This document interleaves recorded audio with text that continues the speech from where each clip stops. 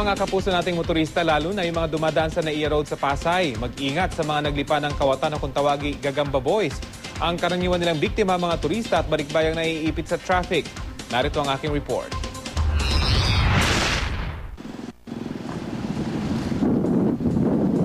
Papalapit pa lang ang aming kamera, mabilis nang kumaripas ng takbo ang lalaking ito na aming namataan sa kahaba ng NAIA Road sa Pasay.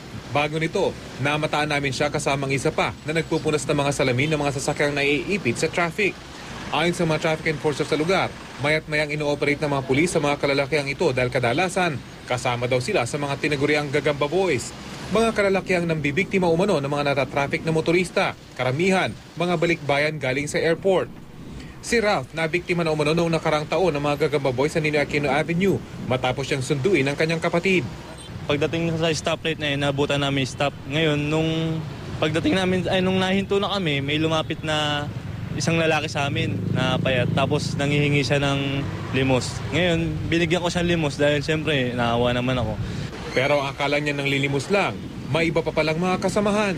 Nung wala na akong maibigay dahil nga yun lang yung barya ko sa bulsa, ang ginawa nila, yung mga kasamahan niya, sumakay sa stepboard na sumampa sila ron, 5 sila. So, anong ginawa dun sa wiper mo after? Pinutol siya.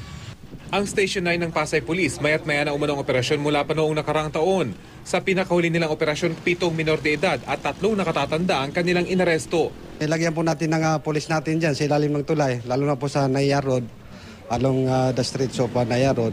Dilagyan po natin ng pulis dyan na 24/7 po para ma-prevent po yung mga gagamboys na maka-akyat po sa mga sasakyan. Sa kabila ng operasyon, madalas din daw napapakawalan ng mga ito. Bukod sa minor de edad ang karamihan sa mga ito, wala ring complainant.